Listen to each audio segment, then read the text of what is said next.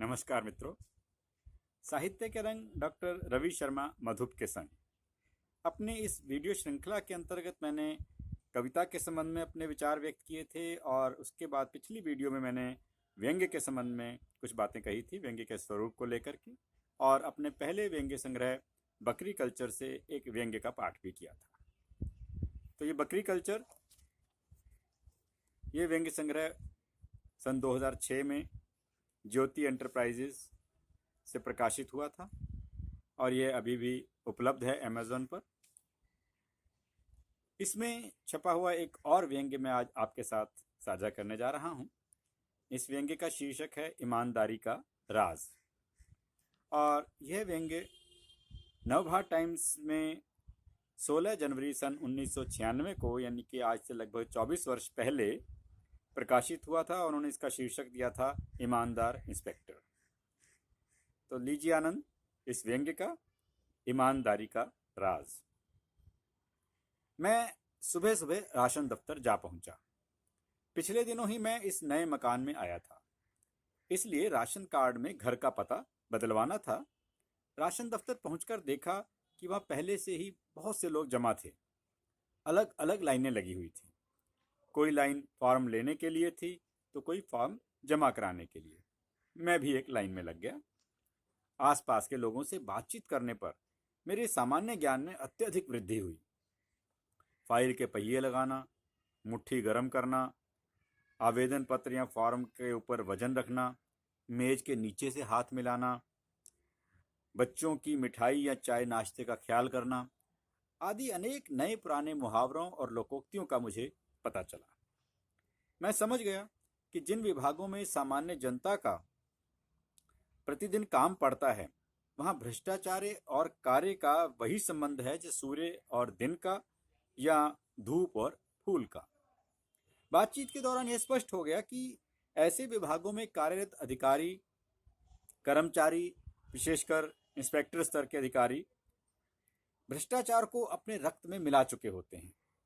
उनका सोना, जागना, खाना, पहनना, ओढ़ना, बिछाना सब भ्रष्टाचार के साए तले होता है। भ्रष्टाचार की इस दलदल में जो एक बार गिर जाता है, वह फिर चाहकर भी बाहर नहीं निकल पाता।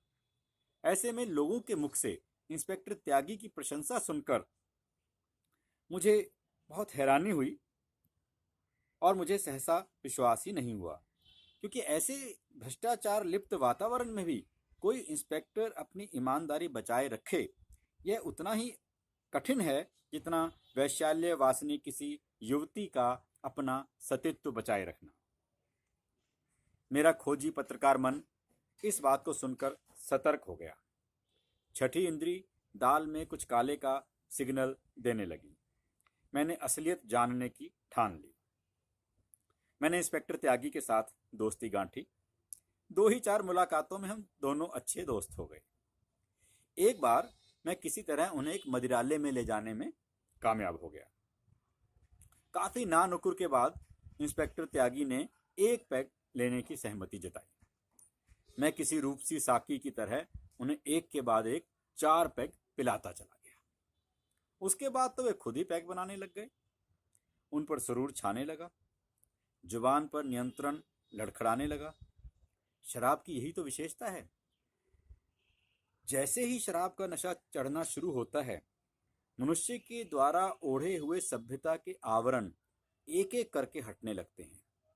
जिस प्रकार घाव पर जमी चमड़ी, पपड़ी, रुई, दवा, पट्टी आदि से उस घाव के अंदर की असलियत दिखाई नहीं देती, उसी प्रकार मनुष्य अपनी पाशविक प्रवृत्तियों को दबाकर सभ्य, सुसंस्कृत, ईमानदार, देशभक्त आदि होने का दिखावा करता है।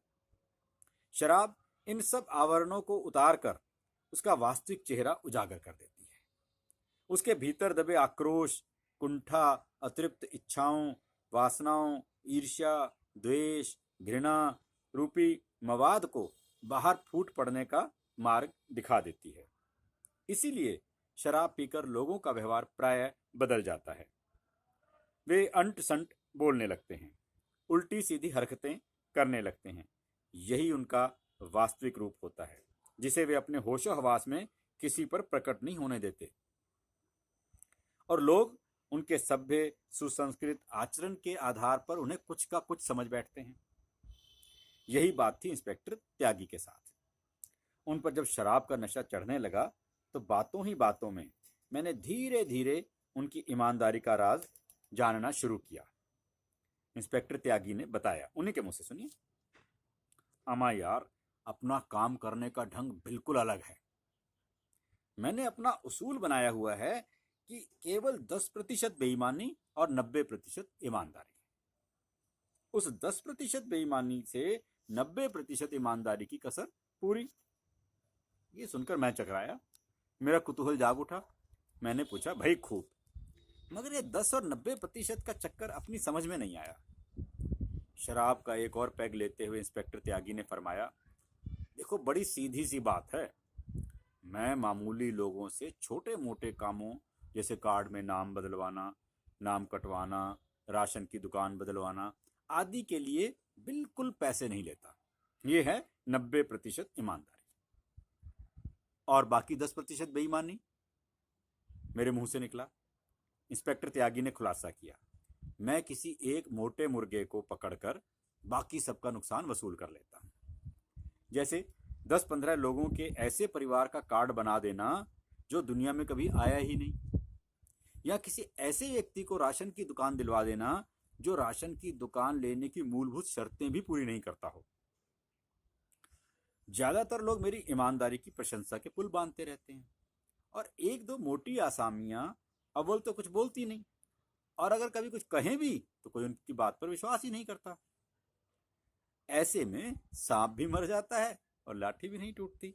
यही है मेरी ईमानदारी का राज। मैंने सुनकर दांतों तले अंगुली दबा ली। किसी से इस बात को ना बताने का वायदा कर मैंने इंस्पेक्टर त्यागी से विदा ली।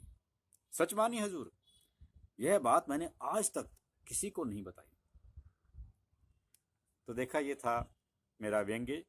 बकरी कल्चर व्यंग्य संग्रह 2006 में प्रकाशित हुआ। उसमें ये संकलित व्यंग्य है जिसमें मैंने बताया कि किस प्रकार ईमानदार इंस्पेक्टर कितना ईमानदार होता है, और हमने कैसे इस बात को पेश किया। तो ये व्यंग्य आपको कैसा लगा, अपनी प्रतिक्रिया जरूर दीजिएगा, और इसी प्रकार की और रचनाएं सुनने के लिए जुड़े रहिए मेरे इस चैनल के साथ, जिसका ये खंड है साहित्य के रंग, डॉक्टर रवि शर्मा मधुप के संग। तब तक के लिए नमस्कार।